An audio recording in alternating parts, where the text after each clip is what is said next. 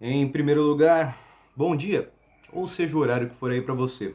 Eu sou o Denis e esse é o Paleonerd.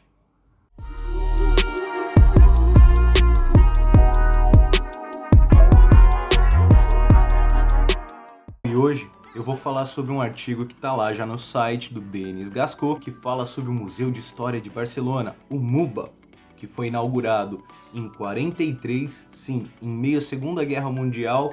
Franco procurou se manter neutro, porque ele já tinha se aproximado do nazifascismo anteriormente, durante a Guerra Civil Espanhola. A prova disso está na tragédia que aconteceu em Guernica, mais ao norte da Espanha, onde essa cidade ela serviu de alvo para testes de tecnologias nazistas do período. Pois é, o museu ele foi inaugurado então em 43. Durante a década de 60 e 70, já aqui na Espanha, houve uma mudança, um aumento, um reforço nos projetos museológicos. Os museus começaram a ganhar força, sempre houve uma tensão, principalmente dentro das províncias, como Barcelona, que buscam essa autonomia, e a pressão que existia do governo franquista para que eles falassem uma história que fosse de acordo com o que o governo queria, e eles não queriam fazer isso.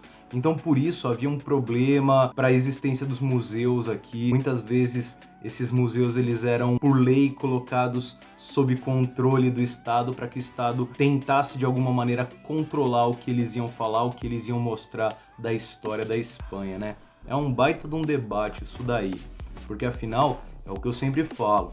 A história é uma coisa viva, tudo tem uma história, e os museus também são um espaço de tensão, um espaço de debate, porque essa ideia de que dá para desvincular a política das coisas é uma falácia, né? Não tem como você, por exemplo, falar de um museu e de como vai ser organizada a exposição sem ter em consideração a política do período e do local. Enfim, nesse período da década de 60 e 70, então, você tem um fortalecimento da presença dos museus em Barcelona e na Espanha, e quando chega a década de 80 é uma reviravolta. Por quê? Porque em 79 é declarada a Constituição, uma nova Constituição na Espanha, quando Franco morre finalmente, né? É aí que começa um processo de redemocratização na Espanha.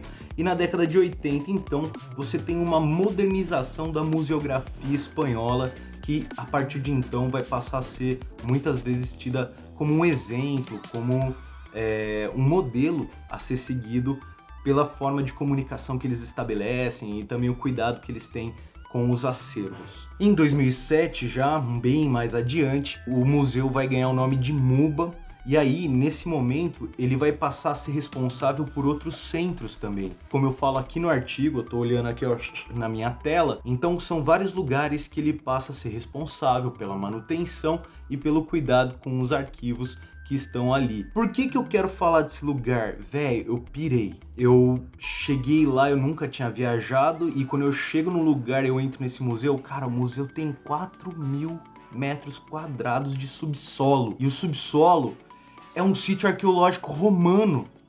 Então, eu surtei a hora que eu vi isso, porque eu nunca tinha visto um sítio arqueológico romano. Para falar a verdade, eu nunca tinha visto um sítio arqueológico.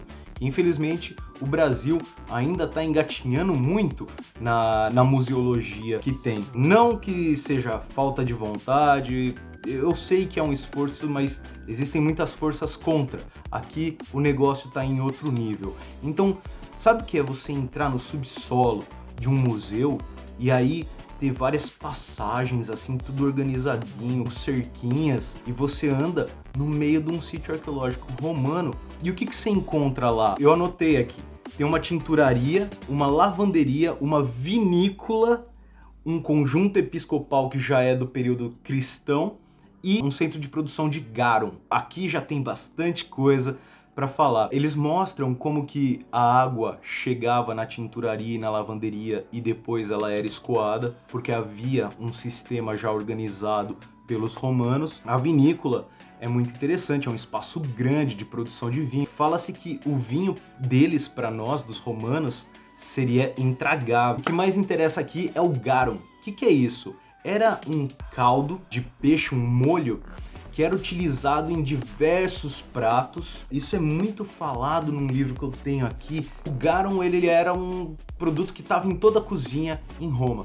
Então, era um produto que era produzido constantemente. O resto de peixe fermentado. O cheiro não devia ser nada bom, mas ele era fundamental para dar sabor nos alimentos. Eu vou até pegar esse livro. Pera aí. Olha só, tá aqui. Salt, uma história do mundo.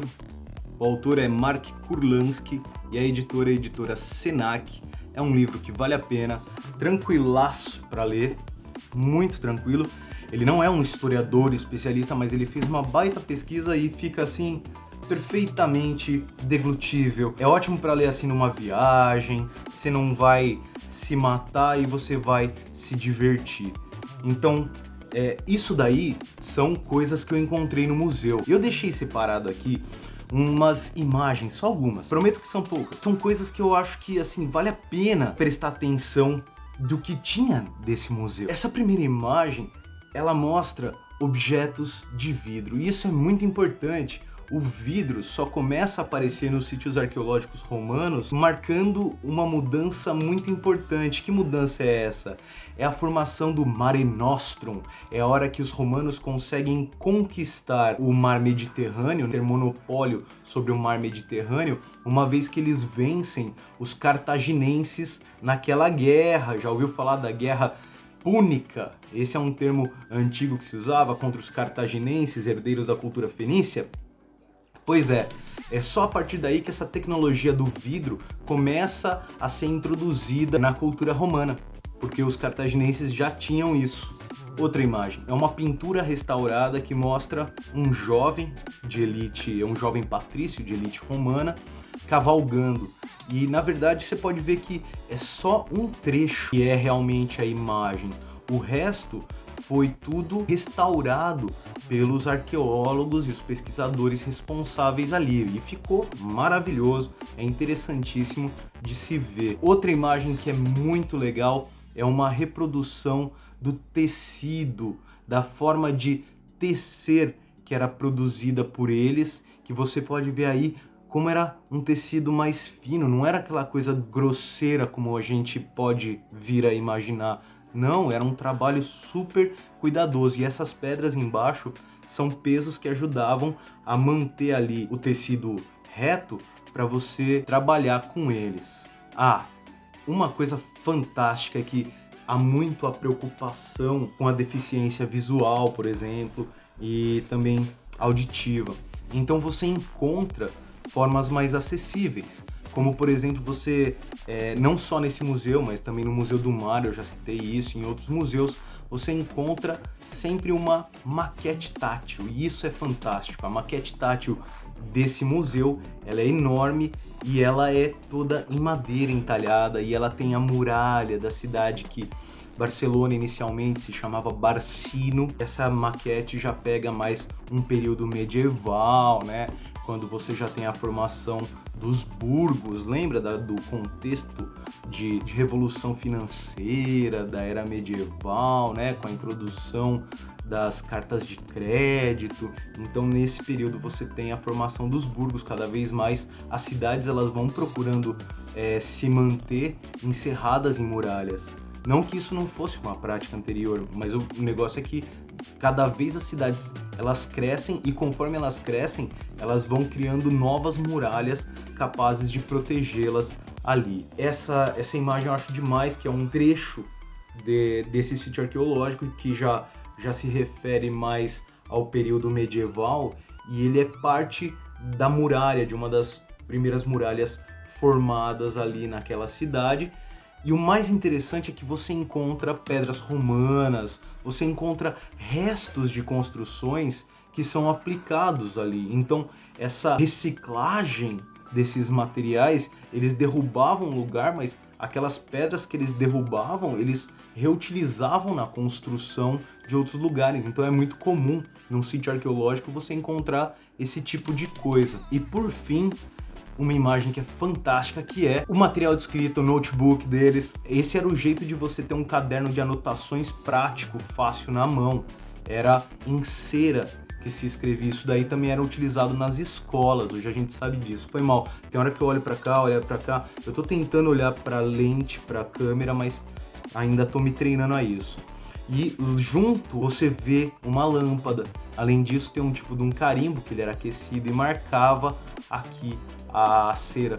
Então tem muita coisa, é só pra querer apresentar. Vou parar por aqui porque eu me empolguei demais já falando. Espero que você goste de verdade. Tô fazendo com carinho. E fique esperto no próximo vídeo. Eu tô a fim de bater um papo sobre o último vídeo do Aldino. Pô, cara, achei demais aquele vídeo. Espero que você tenha gostado desse vídeo. Eu fiz com muito carinho. Espero que seja interessante para você.